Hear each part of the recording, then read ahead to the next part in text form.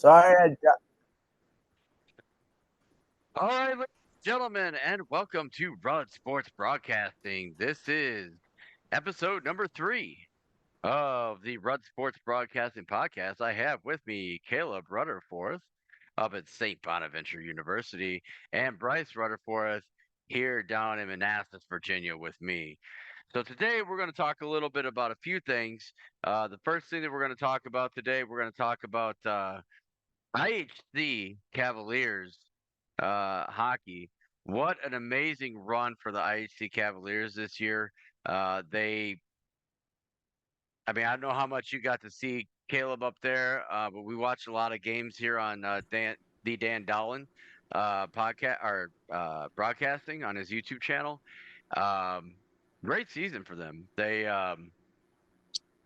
made it to this section semifinals against West Jenny, which they dropped a heartbreaker last night and got knocked out. But that's a lot farther than they've been in years, decades probably. So, what an amazing run for them. So, I just wanted to give a shout out, say congratulations to all the IHC Cavaliers, seniors for the IHC Cavaliers, Tanner Esposito, Connor Lamb, uh, Owen Van Brockland and Colin Whitmore. You guys, for some of them, I coached when I was up there. I coached all those guys, I think, at one point, and it's just great to see you guys have a great run this year. And I'm proud of all of you, that entire team, top to bottom.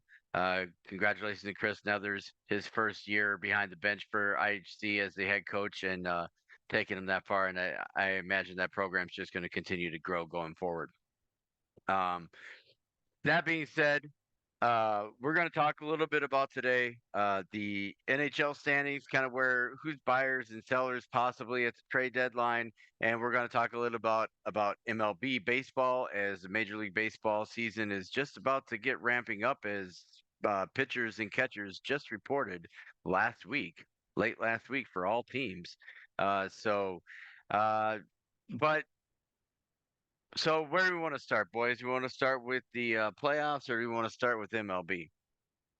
What do you think?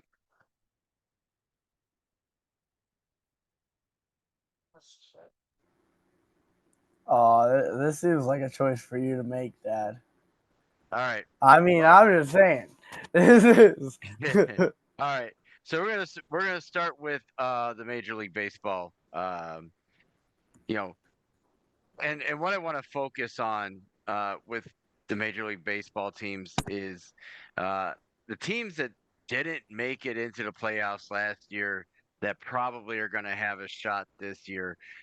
So the first, I think that maybe the most obvious choice to talk about teams that didn't make it into the playoffs last year that probably have a good shot this year is probably the New York Yankees. Um, we're talking about a team with $300 million payroll, right? Um, they finished just above 500, didn't make the playoffs. What are your thoughts this year on the Yankees and where they're going to end up coming out of the AL East?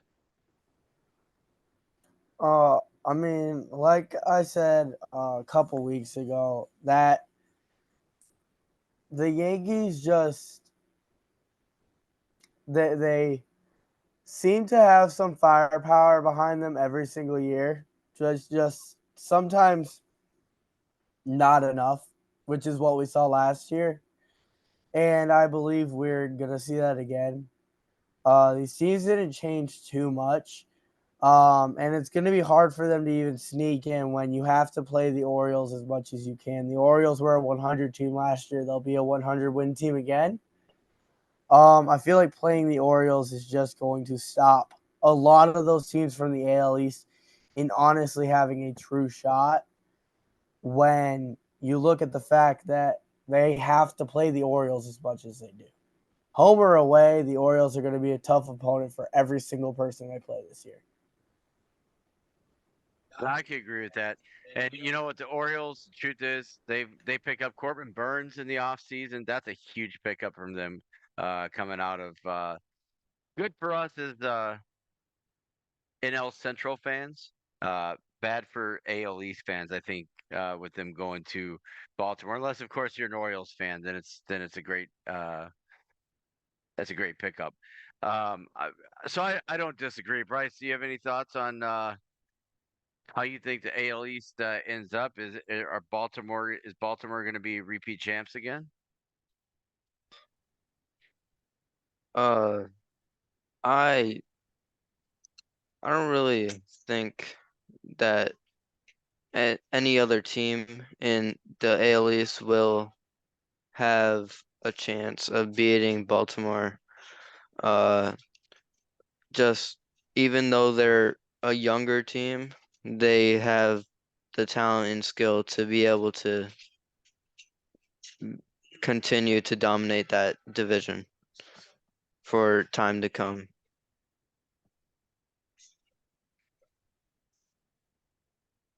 No, I don't disagree. I think that there's some question about whether or not they can, if that was a one and done type of season. I mean, because you still have, you have the Tampa Bay Rays, you have other talent coming out of there, right? You still have the Boston Red Sox that you got to compete with too. Uh, so turning my attention, and really the most obvious one, I think it is going to be. I want to go out to stick with the AL and go out to the West. So AL West, you got the Angels. I think the Angels are going to be hurting.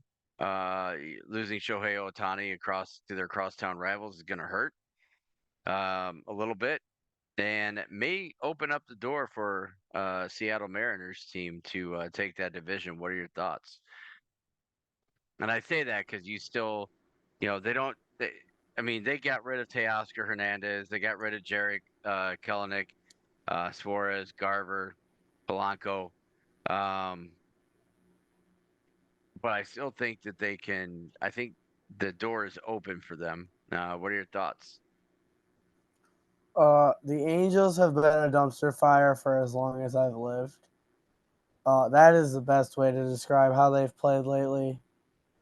Shohei or not, that you have Shohei and Trout, and you can muster together 70 wins, and no more is kind of a ridiculous feat, in my opinion. Just two people who are deemed like who would be in the GOAT conversation for baseball.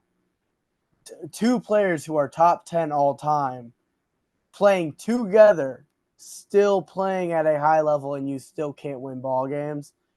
Now you don't have one of them who played multiple positions for you. It is going to be an ugly season for Anaheim next year. It's just not going to be fun in that area.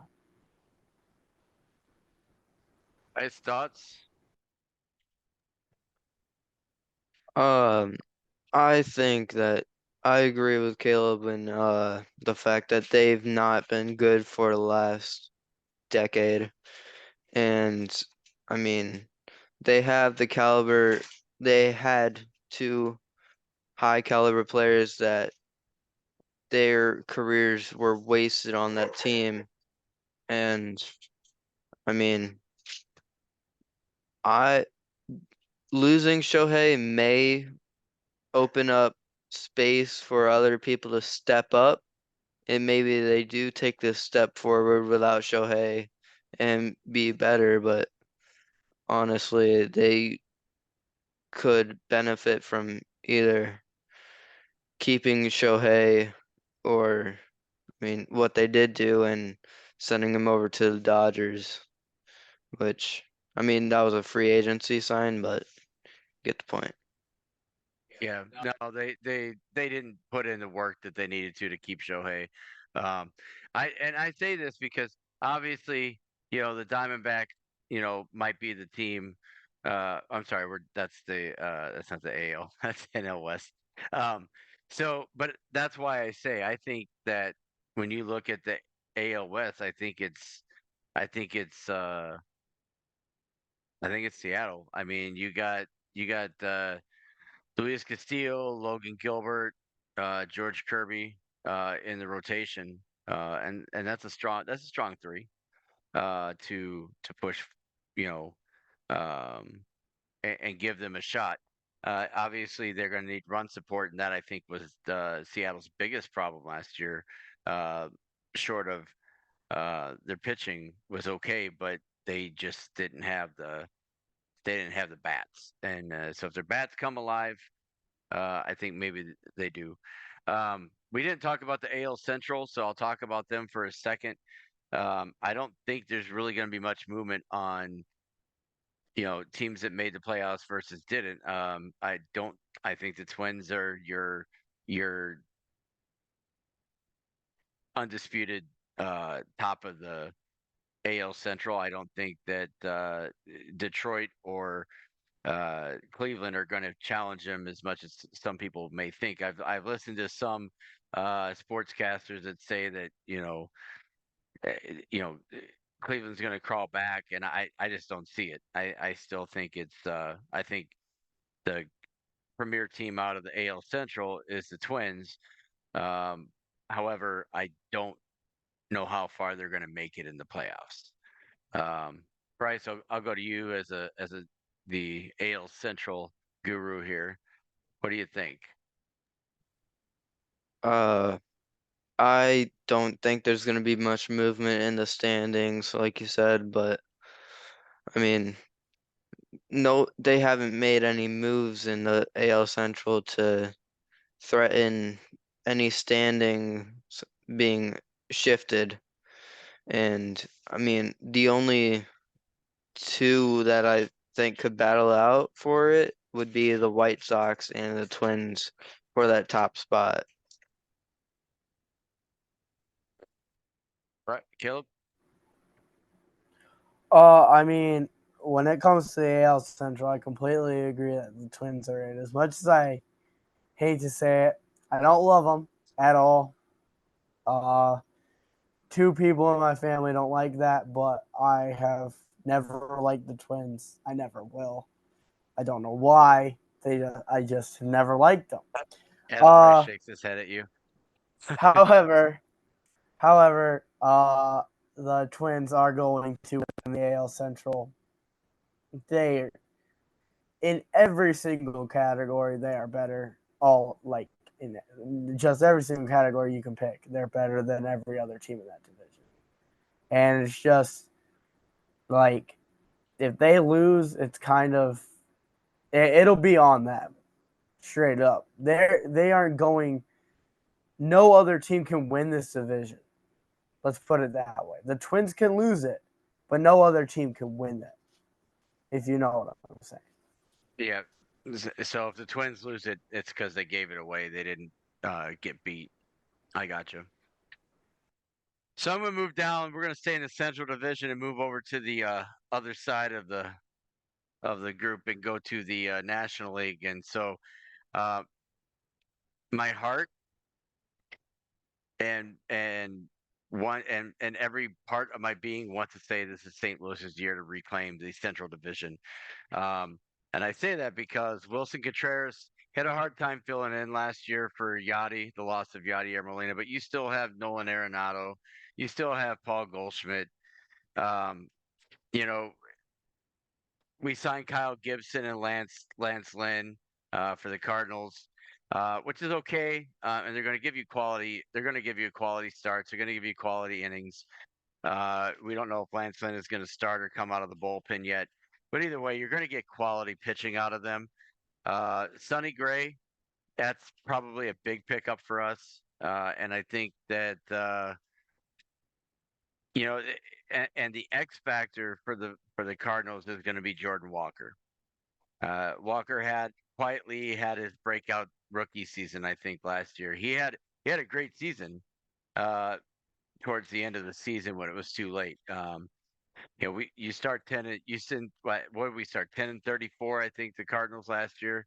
You take that away and have a better even a 500 start, and I think they win that division. So I think now with Corbin Burns out of the picture up in Milwaukee, I think it's the Cardinals division to take.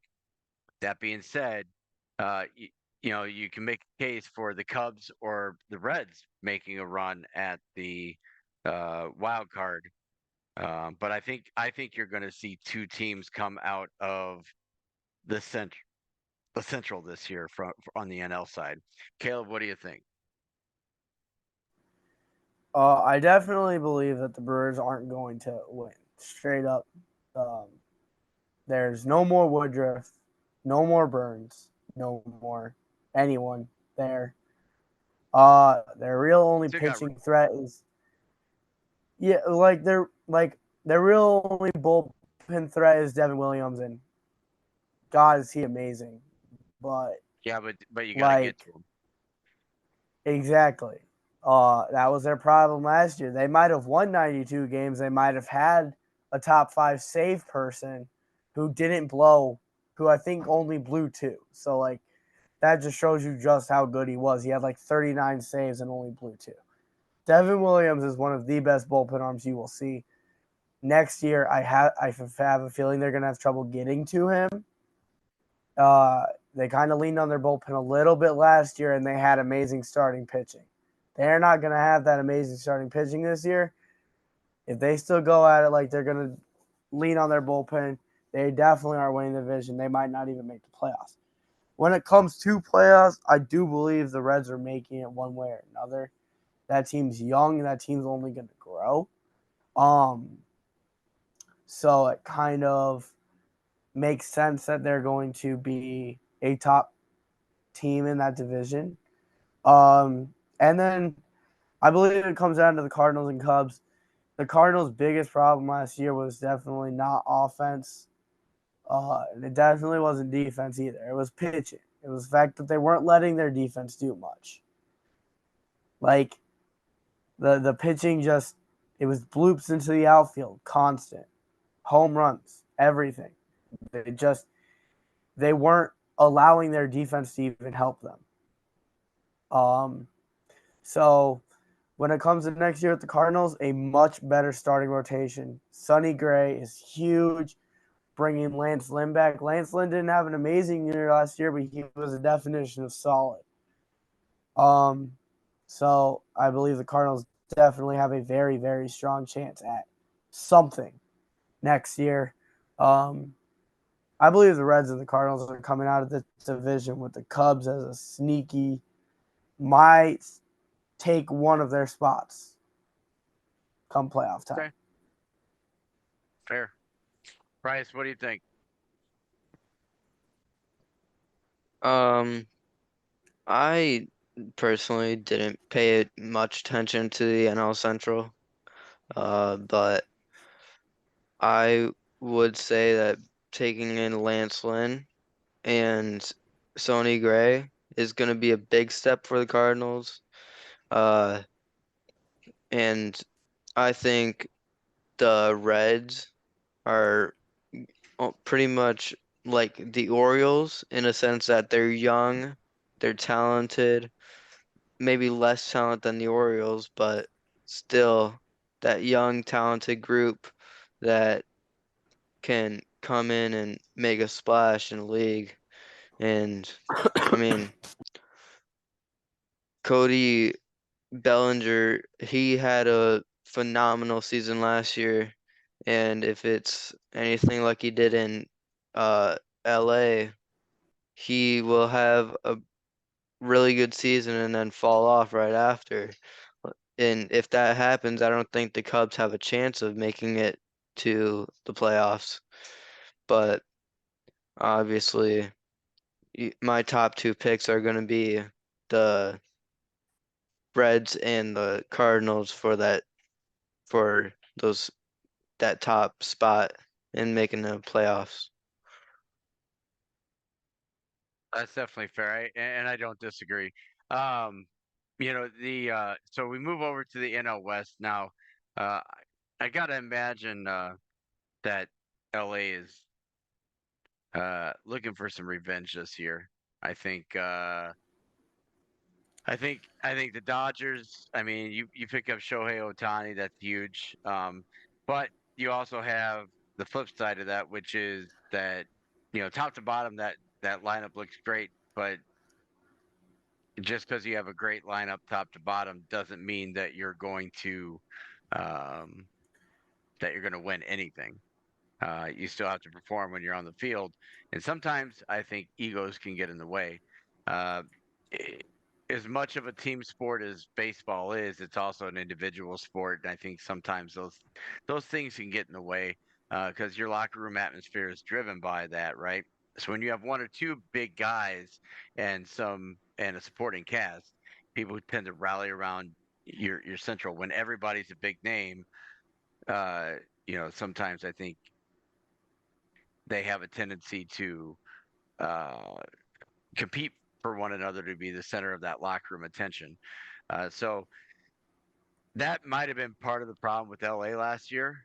Um, and I think I hopefully adding just another big name to the roster isn't going to hurt them and it'll help them. But I still think they're the team to beat out of the NL West.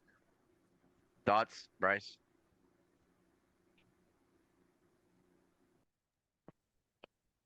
Uh, I do.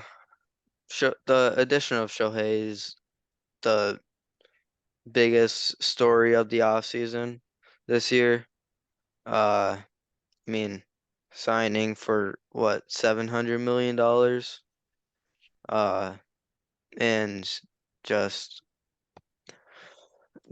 the Dodgers, who are an aging group with a lot of veterans on their lineup, not much youth. Shohei's up there. He's what, like 28, 29 years old.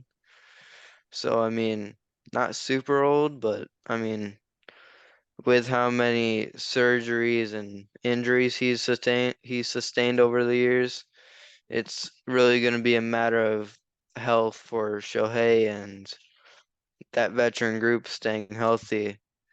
I mean, I don't I couldn't name a rookie or prospect on that team that is super young and talented like when they had Bellinger. I mean, so I think that's gonna leave a lot of doors open and spots open for teams like the Diamondbacks to continue their playoff push and keep making the playoffs consistently.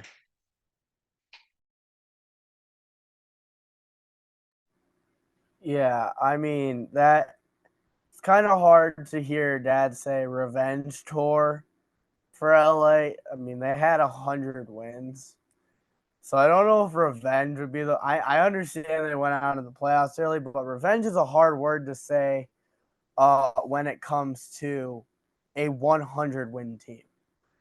The only other team to do it last year, two, the Braves and the Orioles were able to do it. Um, One of the biggest things is I heard Bryce compare the Reds to the Orioles when we were talking about the NL Central, but I think your best comparison to the Orioles is going to be the Diamondbacks. You like straight up, I think one name, Corbin Carroll's like straight up. I mean, he played absolutely out of his mind last year. He'll do it again. The Diamondbacks are probably going to make the playoffs again, but I do also believe that no one is taking that spot away from the Dodgers. Um, they brought in even more, and this isn't as much of a team game as football or basketball or hockey is. You can go out there and you can literally do your own thing and still like win. If you're a shortstop, you go out there and you hit an absolute tank and then you go out and make an amazing play. Well, who really like helped you do that? I feel like it's mostly background noise when it comes to teams. And so maybe clashing in the locker room between the veterans, but when it comes to like chemistry, uh I don't see it changing. I don't see it mattering that much that they have the age that they do, just because it is much more of a and I know a lot of baseball players will come at me for saying this, but I'm a baseball player, so it's okay. It is much more of an individualistic sport than any of the other three major sports are.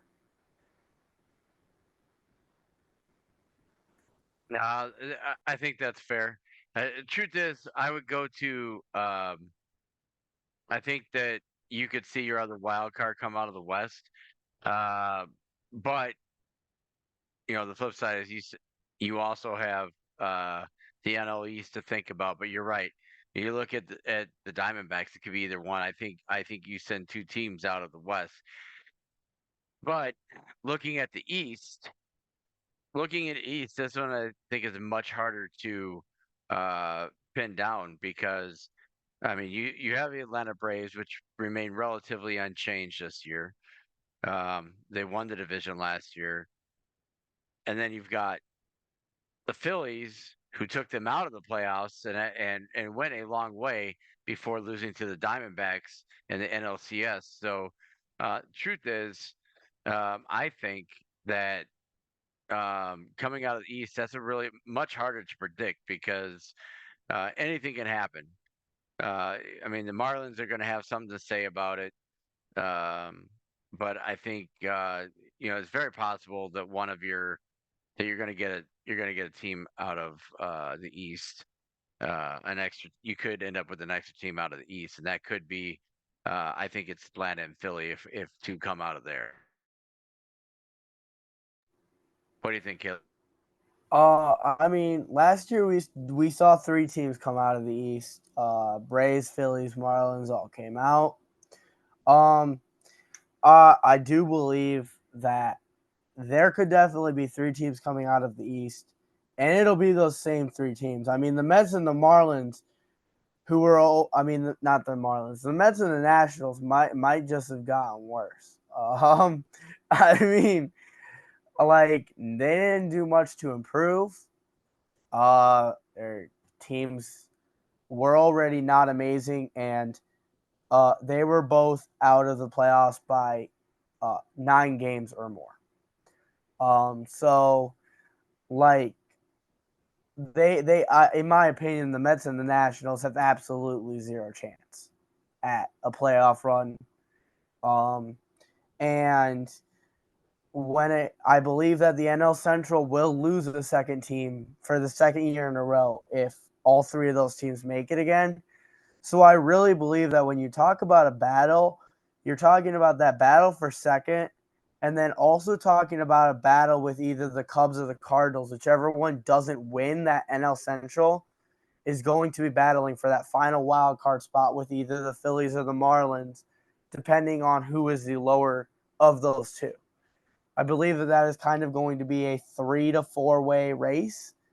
Come the end, I believe the Diamondbacks and the Dodgers are a lock. And the Braves are a lock, but the other 4 teams could be battling for the last couple spots. I believe that it's more than just looking at the East when it comes to that final playoff spot. But definitely those 3 teams, strong cases to make it again next year. Hey, Bryce, Uh, I think that I agree that Phillies, Braves lock in for the playoffs. I don't think that they're gonna either take a step back or some other team is gonna step forward and take that spot away from them. And I think the Marlins have one of the better teams in the NL where they can also take a playoff spot easily. But I mean, the Mets aren't doing what they did last year where they brought in 2 elite level pitchers, make it look like they're improving a lot, and then just end up trading them away to other teams like Scherzer, I think, went to the Texans and Yeah, the to the Rangers. Rangers. Yeah. And same with DeGrom. He also went to Texas, I believe. And that's why Texas went so far in the playoffs too is they got those players that the Mets just couldn't get behind, and just they didn't play good under that coaching or whatever it was that made them play bad.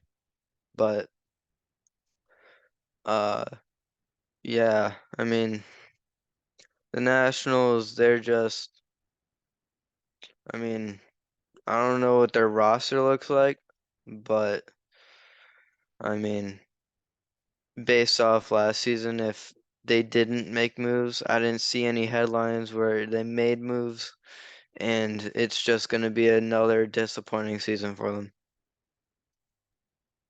Well, it'll still be worth going to those games to watch the other team play, though, right? So, like when St. Louis and Minnesota come to play them.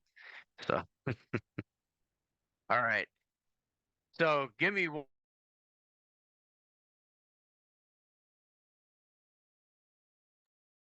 right. So, based off of that, we will talk more about baseball once the season starts. Opening day is only about 5 weeks away. Little less for the two teams that are going down to play in Brazil. Are they playing in Brazil to open up the season? I think. Whichever of those two teams it is, it's going down there. But what I do want to do is take this opportunity before we move on to hockey is to see if I can share my screen. But I'm not finding my screen share. Here it is. All right.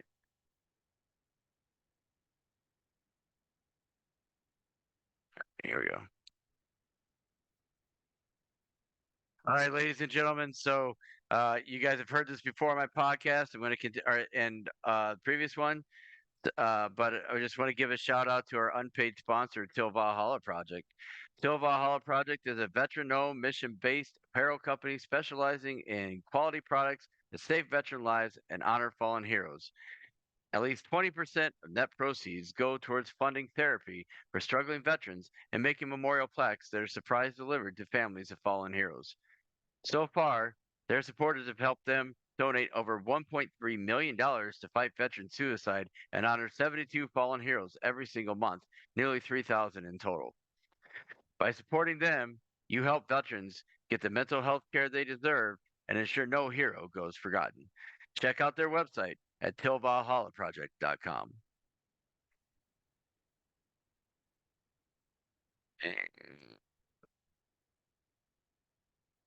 Okay. All right. So, Till Valhalla Project, go out there and support them. I for sure am. I don't know if you can see right here, but this is the shirt that I got on. I got one of my TVP shirts on. So it's a good product and a good cause. And would love if you guys could go out there and support Till Valhalla Project. All right. So what we're going to move on to is the NHL trade deadline got extended a little bit this year, right? So the deadline is now 3 p.m. on 8 March, which is, let's see, that's just a little over 2 weeks away. But 2 weeks isn't a lot of time when you're trying to make deals, right? So the question is, what teams are buyers, what teams are sellers, what teams that are on the bubble might be able to make a move, um, and what do we think? So I'm going to go ahead and we're going to talk about a few of the bubble teams more than anything else, and I'm going to start with um, I'm going to start with our hometown Minnesota Wild. Well, not our, but it is our hometown. Our home team, the Minnesota Wild, team that we all root for. All of us here on Rud Sports Broadcasting. Um, so the deal is the Minnesota Wild they're in a rough spot right now. I mean, amazing show to come back the other night. I don't know, Caleb, if you saw it. I know Bryce saw a little bit of it on his way to practice, but uh, down 5-2 going into the third period and end up winning 10-7. What an amazing comeback. Uh, Not a whole lot of great goaltending in that, but when you beat Vancouver, I don't care if it's in your barn or theirs. Beating Vancouver, which is the number one team right now in the Western Conference, and doing so defiantly the way they did, pretty amazing. Then they turn around and lay an egg last night in Winnipeg, but coming off the a back-to-back and a tough fought game there against Vancouver. But Minnesota, are they buyers or are they sellers? And I'm going to say right now, I think they stand pat. Uh, there's talk about them selling off Marc-Andre Fleury. Fleury's probably not accepting a trade unless it's to a contender, because the only thing he wants to do is go out on top.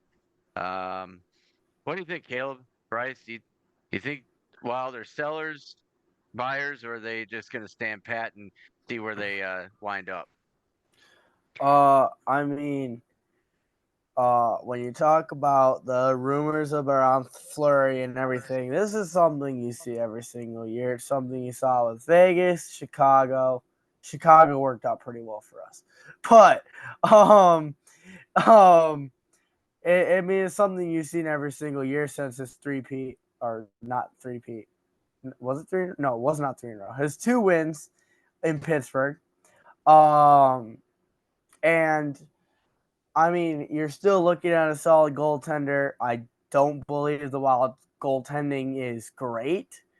However, I believe with a few moves, maybe a flurry to say Buffalo for a couple things wouldn't be terrible. We know the Wild and Buffalo make thousands of deals, it feels like. We know that those two teams have um, a great relationship with each other when it comes to trading, especially. They just sent Levi back down to get a little bit more work. Maybe bring a veteran in to teach Devin. I mean, Devin's already Levi's one of the better goaltenders. I mean, I went to our game against him, and he was magnificent. Um, so I definitely think that if something's going to happen, it'll be with Buffalo, and it will be goaltending. I don't know what we'll get in return. I imagine it would probably be a couple picks. But that turns Buffalo into at least a playoff contender, a strong playoff contender. Goaltending's been a strongish suit for them, and having someone to just make it consistent could be that next step that they need. Other than that, the Wild probably don't really have a reason to do either buy or sell. They're only sitting like 8 points out of a playoff spot right now, kind of heating up a little bit, kind of not really. But the Wild kind of just have to stay pat, because if they sell, they might give up what they could have for a couple years. If they buy, they could ruin their chances at a future. So it's kind of hard to say what the Wild should do. But if they're going to send anyone away, it's going to be Fleury. No, I don't disagree. In fact, what I would say though is I just want to make a correction. They are sitting at 58 points. The last wild card team right now is the St. Louis Blues with 60 points. So they're right there. They're 2 points out of playoff position. Granted, St. Louis has a game in hand on them, and I think they have the season series already locked up. So there's some maneuvering to be done. But like you said, they've been playing pretty well. Bryce, what do you? I think after firing Dean Evison, the Wild have played significantly better over the past games with the new coaching, but I don't agree with Caleb in the fact that Fleury would be a help. I mean, he would be a help to a team, especially a struggling franchise like Buffalo has been for the last couple of seasons. Uh, but I don't see the trade value in Marc-Andre Fleury I think the most you get for him is maybe a third round pick and a couple fours. But I don't see the trade value for Fleury, and I don't think making any moves at the trade deadline unless it's like prospects for prospects. But I mean, we're in a good position, so I don't think we need to make any moves and screw it up.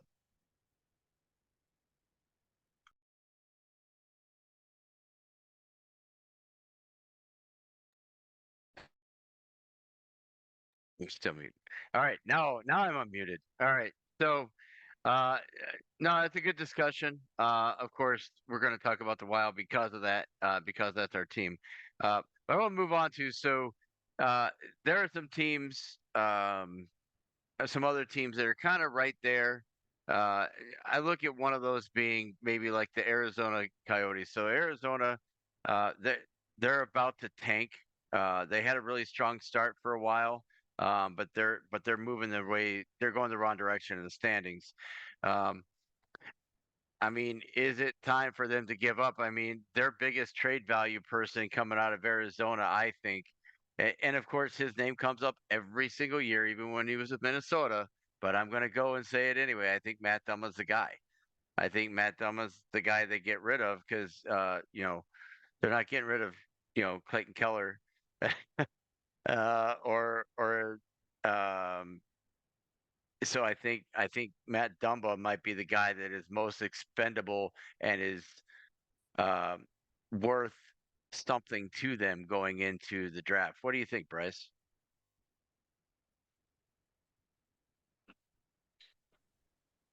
Uh, I don't see Arizona being in contention for a playoff spot or anything. I don't think I actually think they're in a pretty good spot.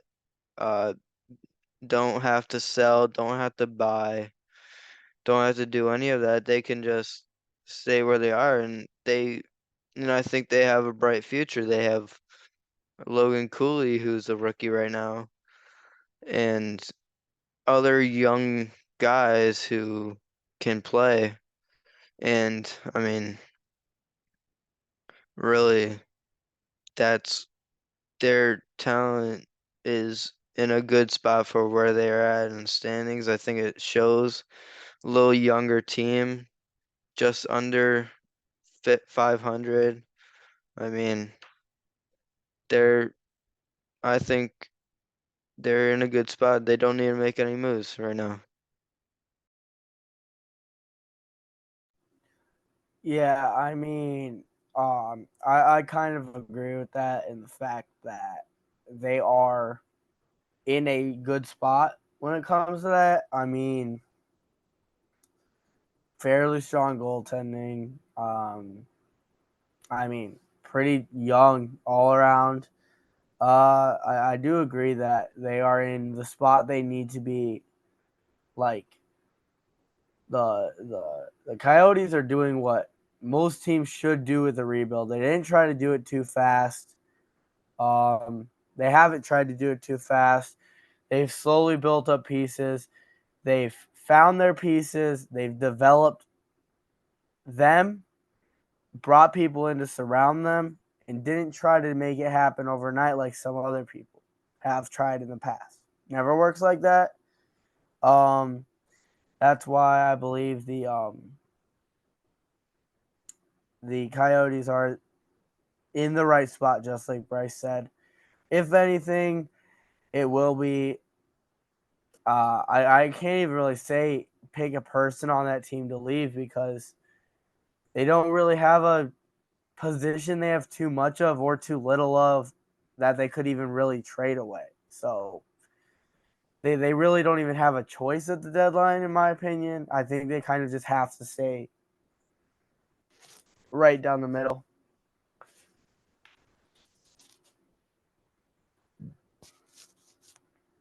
You're still muted, Dad.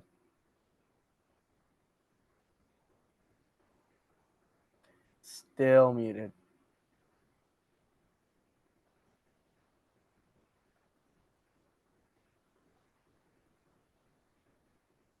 All right, let's try it now. Is that working? All right. The space bar temporarily unmutes me, but apparently not when I'm not on my Zoom. Um, so anyway, what I was saying was moving down and kind of going back to the Central. Another team that people have been thinking are looking to move, make some moves is Chicago. Uh, if they were to make a move, some people have talked around them moving Seth Jones, but I don't think Seth Jones' contract is movable. I don't. He's got a pretty substantial contract with Chicago from a salary the salary cap hit. So I don't think that's a movable contract. So I start looking then at some of their other guys that are farther up front, and I look at Tyler Johnson. Not that he's not playing, and he's playing well, but I think he's probably the guy that if they're going to move, that's who Chicago moves. I don't see them moving anybody else on that team right now, as they're kind of sitting right where they are in the standings. Thoughts? Hall and Radish, in my opinion, Taylor Hall, Radish, are probably two players that they could definitely get rid of. Hall's played for a lot of people. He doesn't have a huge contract. Uh, Radish doesn't have a huge contract. Um, and I mean, with the way they're playing, one trade could get them Celebrini. And if they get Celebrini and Celebrini plays with Bedard again, oh my God, I would be scared to play that team. I just saw Bryce's face over there too. I mean, Bryce heard Celebrini and Bedard in the same sentence and was like, "Yeah, that's a pretty scary duo." And I mean, no one is ever going to want to play against them. And if they get Macklin next year, which is looking fairly probable, it's going to be scary. And if they make a couple moves, get rid of Taylor Hall, get a few more draft picks, get rid of Radish, get even more draft picks, pick up a goalie in the offseason, maybe use those extra draft picks as to get some better players. There could be future in trading away for maybe not first round picks, because I don't know if Radish or Hall is worth that, but definitely getting some seconds, third, fourth, using those to get depth players, build that team around two young studs, and that would be a scary team. But when it comes to Seth Jones, which is the only name I've seen so far, yeah, that is, I agree, a completely and utterly immovable contract. That thing is huge, and no one is ever going to take it on.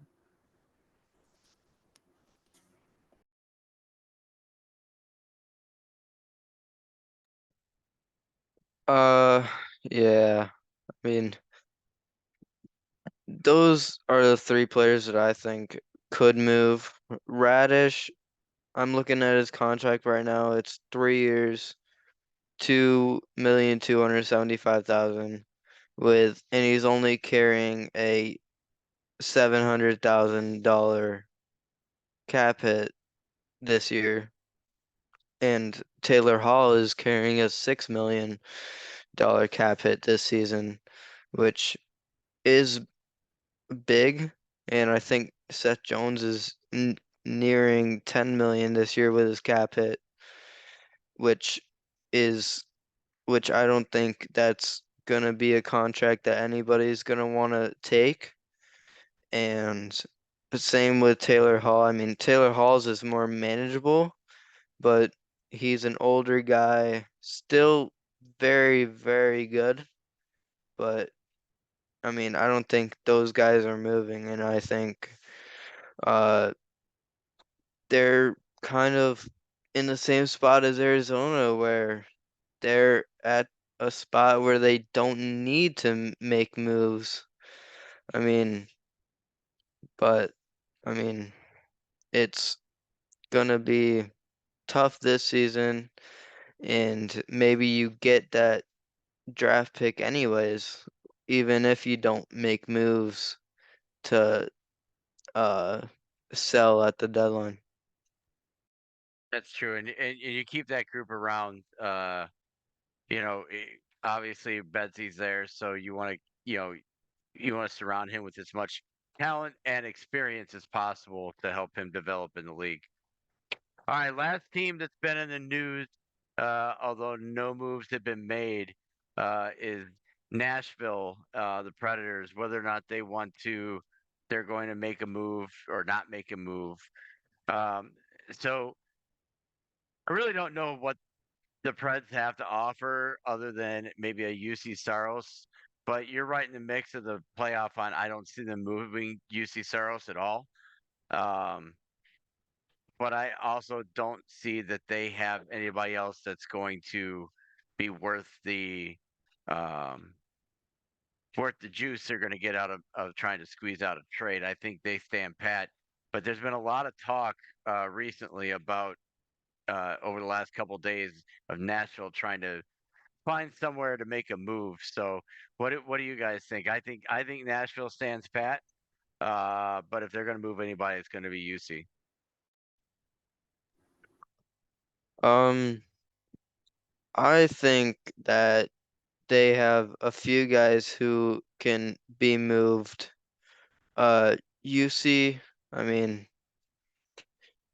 I don't, I think, I don't even know who their backup is, so I think they're gonna hold on to UC Saros. Uh, but uh, Philip Forsberg, he could possibly move.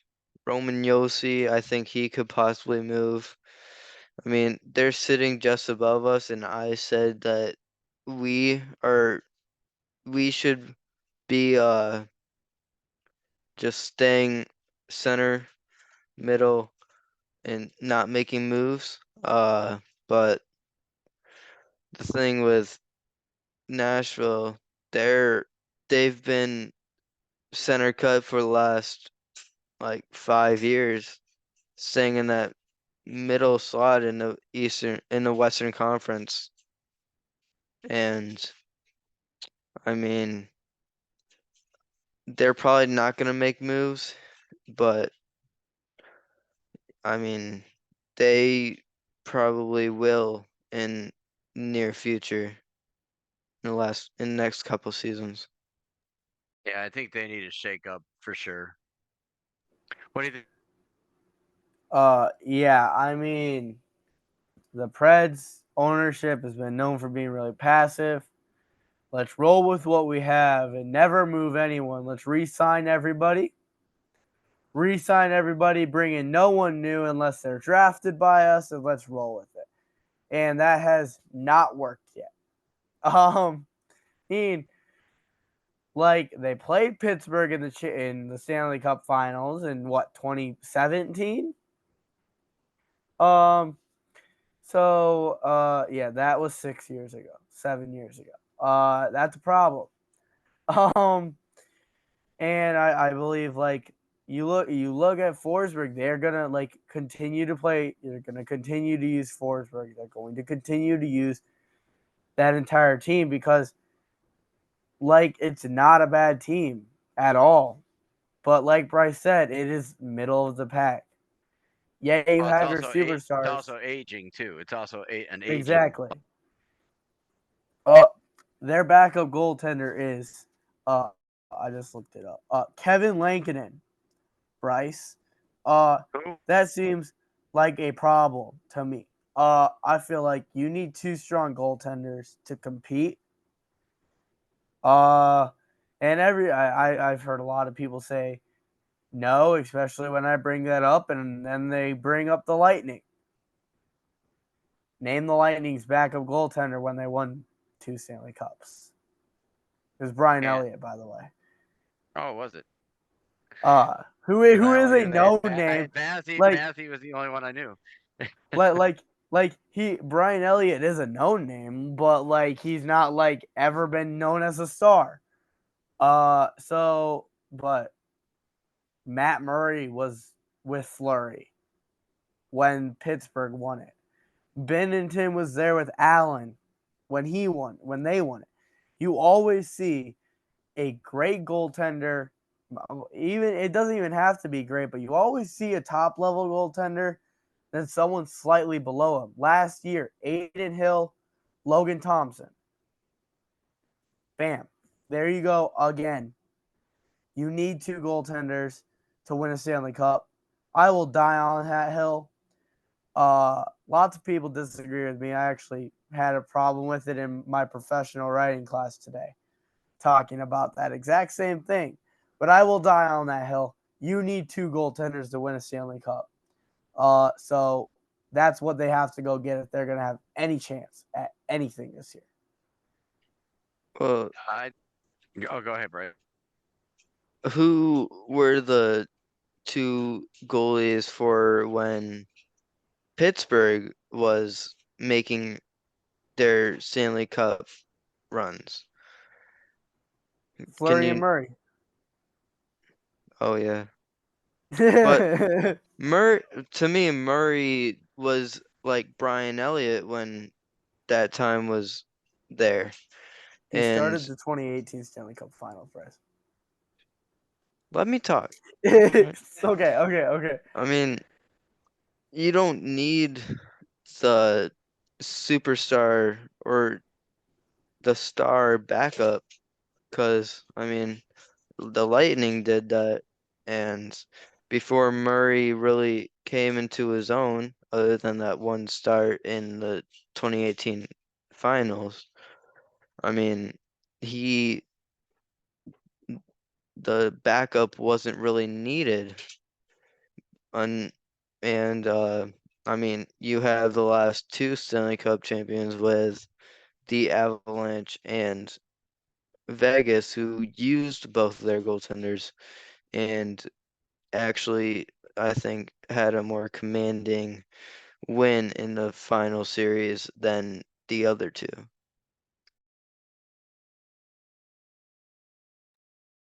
No, I agree. I think and we could probably spend 2 hours of a podcast going over this, but we are running out of time. The last thing that I want to talk really quick about a little. Gonna give Bryce's team a shout out here, the Ashburn Extreme. So this team started very very bumpy start to this season, but have found their way to bounce back. They're like number 170 or something in the country right now, but have found a way to bounce back. Not only getting themselves into the CBHL playoffs this weekend, where they will play the Maryland Junior Black Bears on Saturday at 5:20, right here on Red Sports Broadcasting, but also. Um, and possibly playing for the championship on Sunday. But they also overtook the Caps Academy White team in the last week of the season to make it into the state tournament the following weekend. So this weekend, Ashburn Extreme going up against the Junior Black Bears, and then hopefully playing Sunday in a championship against either Caps Academy or Reston, whichever one of those two teams wins their playoffs for the American side of the 16 UAA squads. And then the first weekend of March, playing state tournament, they'll end up playing the the top Reston team, the other Ashburn Extreme team, and then the top team out of the Caps Academy. So a lot of big games coming up here. But Bryce, I want to ask you, what do you see coming out of Saturday's game against the Junior Black Bears? Uh, I mean, we've had a tough time against them lately, losing both games. But I mean, we've gotten better from those two losses, and I think we're really coming in as a team, especially now. We're clicking more, better chemistry, better just overall team play. And I mean, we just really need to bear down, make sure we make the most of our chances, and just play hard and play fast. Fair enough. Well, lucky for you guys, big treat for you this weekend. Caleb is going to actually be down here in Virginia, and he is going to help co-broadcast my game versus both of those games this weekend. So we look forward to it, Bryce. Of course, good luck to you. Not just as your dad, but also just as a fan of the Ashburn Extreme, but to the entire Extreme team. It's been a great season to watch you guys grow, and now we got at least a couple more weekends and of watching you guys play. And you never know. If you guys end up winning states, might be making a trip down to Dallas in April. So, which is where everybody strives to be, right? So, with that, this is going to be Rud Sports Broadcasting signing off for the evening. Good luck to the Extreme. You'll be able to watch all of their games through the next 2 weekends right here on Rud Sports Broadcasting. And next week, we will try to come back to you with another podcast episode number 4. All right. Have a good evening. Stay safe and take care of one another. This is Rud Sports Broadcasting signing off.